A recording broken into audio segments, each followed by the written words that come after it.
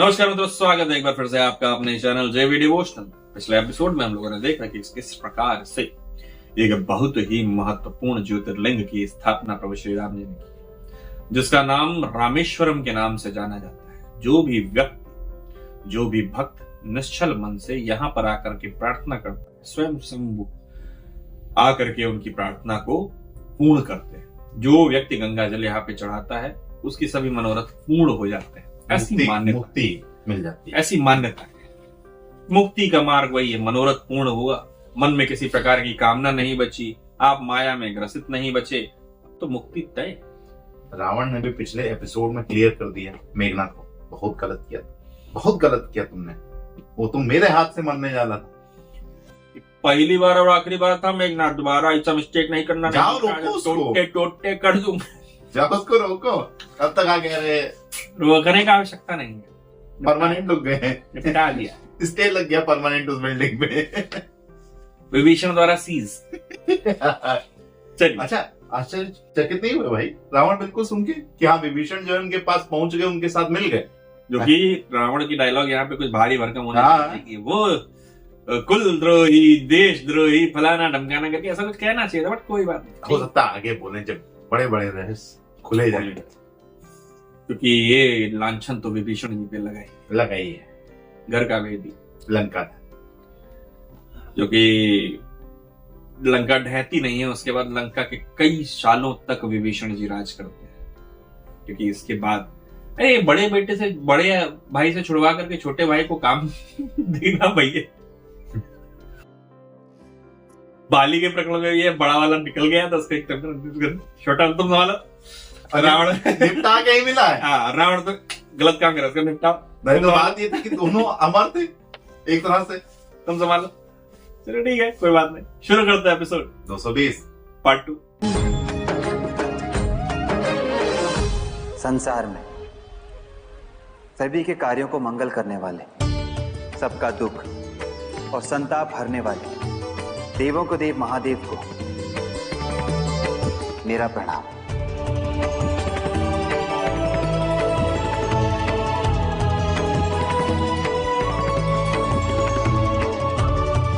श्री राम, आपकी इच्छा और आदेश अनुसार समुद्र पर बन रहे सेतु का निर्माण कार्य संपन्न हो चुका है। अब हमारे लिए क्या आदेश है? हमें अविलंब तमस सेना के साथ लंका की ओर प्रस्थान करना चाहिए।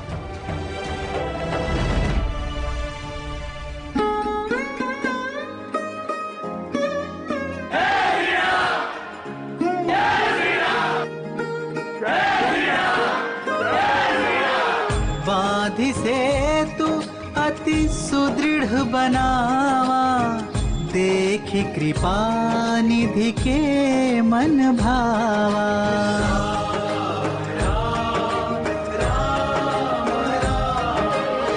चली सेन कछु बरनी न जाई, गरजहि मरकट भट समुदाई।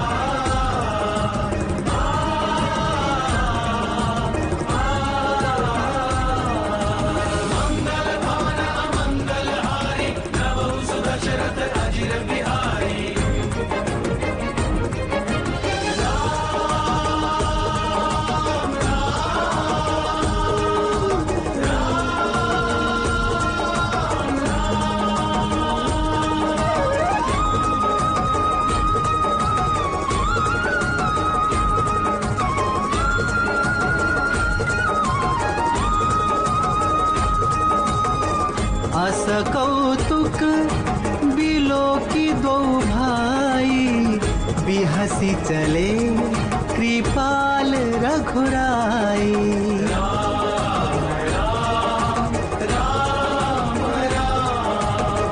सेन सहित उतरे रघुबीरा, कहीं न जाए कपिजू थप भीरा।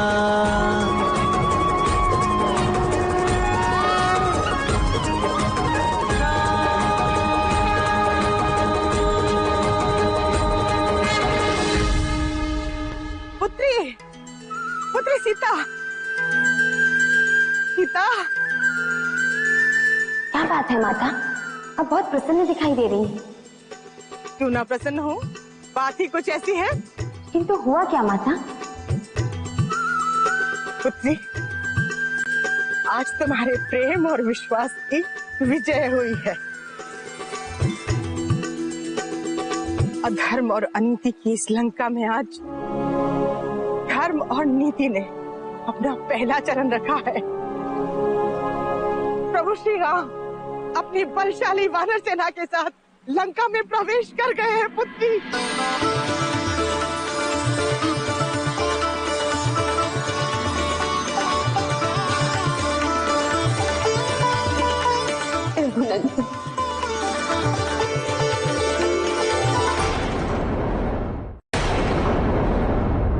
अंततः उन सन्यासियों की मृत्यु उन्हें लंका खींच ही लाई। तब से मैं इस शुभ अवसर की प्रतीक्षा कर रहा था। अब देखता हूं लंकेश के हाथों से उनकी रक्षा कौन करता है। हाँ लंकेश, आप सत्य कह रहे हैं।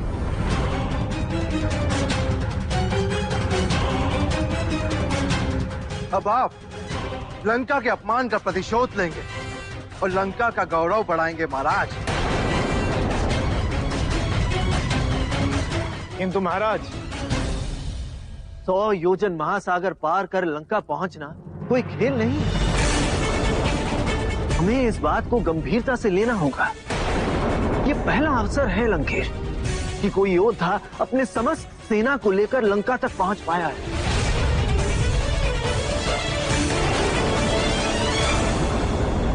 वो सन्यासी अपनी इच्छा से नहीं, अपितु मेरी इच्छा से महासागर पार कर लंका आए हैं।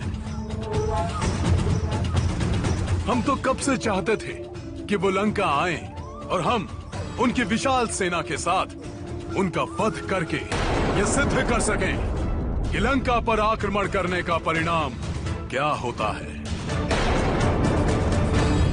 लंकेश, मुझे आपकी शक्ति, पराक्रम और वीरता पर संदेह नहीं है,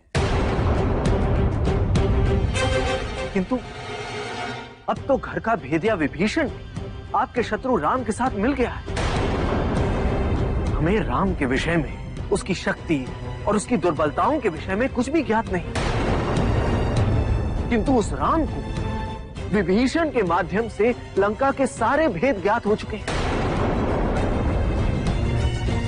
इसलिए लंकेश, यदि हम अपने शत्रु रणनीति के माध्यम से परास्त करना चाहते हैं तो हमें उसके भेद ज्ञात करने होंगे। भेद अपने से अधिक शक्तिशाली शत्रु का ज्ञात किया जाता है, कायर और दुर्बल शत्रु का नहीं। सीता, अब मैं देखता हूं कौन करता है तेरे विश्वास की रक्षा।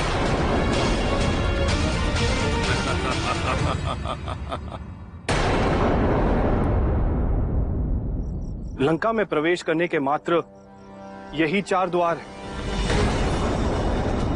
किंतु इन चारों द्वारों के सम्मुख एक गहरी खाई। ये खाई लंकापुरी के चारों द्वारों पर सुरक्षा घेरे का काम करती है।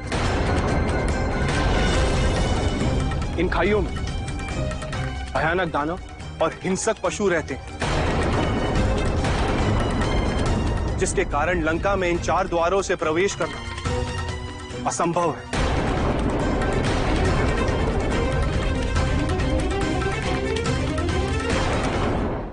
आप सत्य कह रहे हैं। आकाश मार्ग से तो लंका में प्रवेश किया जा सकता है, किंतु इन 4 द्वारों को पार कर लंका में प्रवेश करना अत्यंत कठिन है।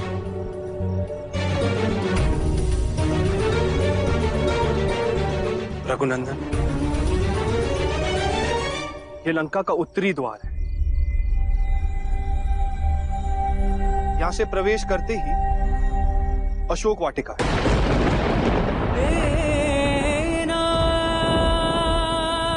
जहां पर माता सीता है।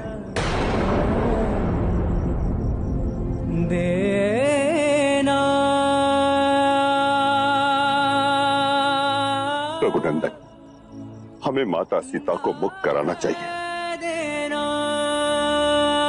और लंका पे अति शीघ्र हमें आक्रमण कर देना चाहिए। मित्र सुग्रीव,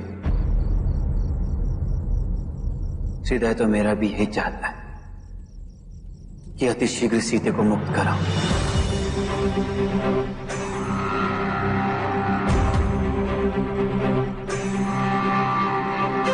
किंतु यूं इस प्रकार आक्रमण करना धर्म संगत नहीं होगा।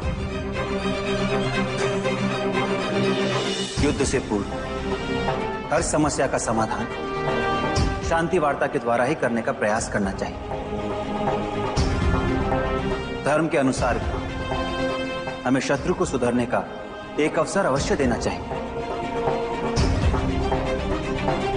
युद्ध सदैव अंतिम विकल्प ही होना चाहिए और इसीलिए हमें हमारा एक शांति दूत भेजकर लंकापति रावण से युद्ध पर पुनर्विचार के लिए कहना होगा।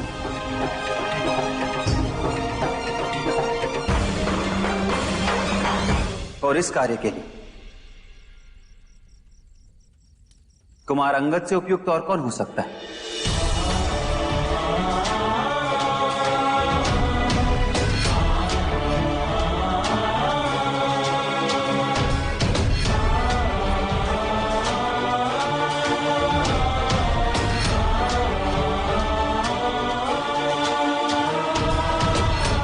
हे श्री रघुनंदन, ये तो मेरा सौभाग्य है कि मुझे आपकी सेवा करने का अवसर प्राप्त हो रहा है। मैं शीघ्र ही कार्य संपन्न कर लौट आऊंगा। आप मुझे आज्ञा दीजिए। बंदी चरण उर धरि प्रभुताई, अंगद चले सबहि सिरुनाई।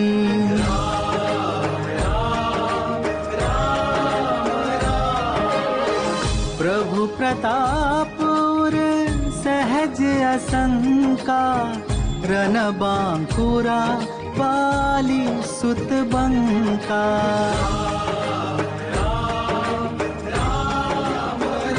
जय श्री राम।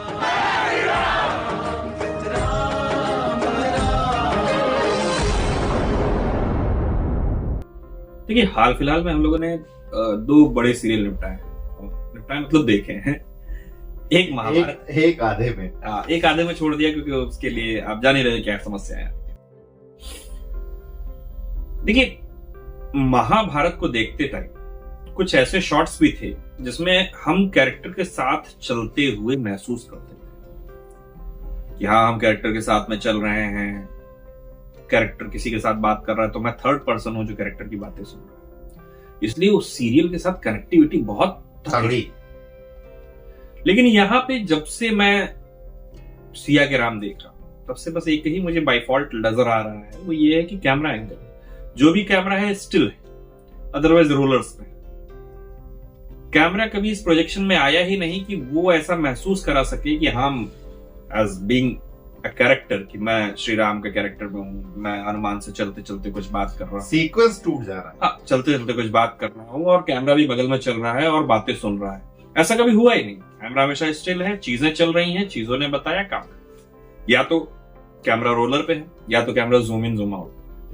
सिंपल कहानी अच्छी है, दिखाने का भी प्रयास किया गया, हाँ। लेकिन बहुत इंपॉर्टेंट सीन को इतना ढीला दिखाया गया। अब ये देखिए, उन्होंने सेतु पे पैर रखा ही था प्रभु श्री राम जी ने कि तुरंत खत्म हो गया। दोहा खत्म नहीं हो, पहुंच भी गए।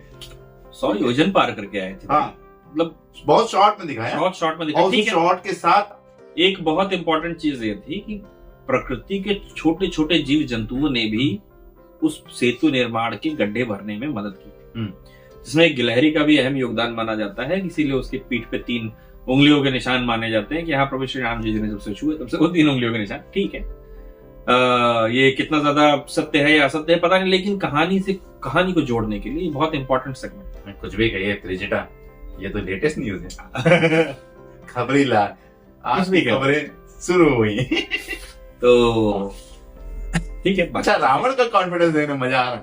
मैं चाहता था कि वो आ जाए, वो आए नहीं, लाए गए। ठीक है, मैं मरूंगा नहीं, मैं मारा नहीं जाऊंगा, मैं मरूंगा।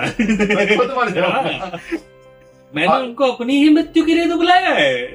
कमजोरों, अपने से ज्यादा पावर लोग की जो है कमजोरियां, मतलब वो क्या कहते हैं, कमियों को जाना जाता है। तरह मसल दूंगा मैं तो, कमियों को जाना जाता है, लेकिन वो बहुत से दुर्लभ है। 100 योजन समुद्र में पुल ही तो बनाया है, और किया क्या है? और किया क्या है? बानरों को लेके आ गया और किया ही क्या है? मेरी लंका ही तो फूंक दी और किया ही क्या है? यदि मन पे पत्थर पड़ा हो तो इस कदर का। अभी लास्ट तक अगर ऐसा दिखाया गया जब कुंभकर्ण जी, मैं मर ही तो रहा हूँ, हुआ क्या है? दर्द नहीं हो रहा है, कोई दर्द नहीं। चलिए मित्रों, फिलहाल इस एपिसोड से ये लेते हुए शीघ्र मिलेंगे नए के साथ, तब तक के लिए हुआ ही क्या है?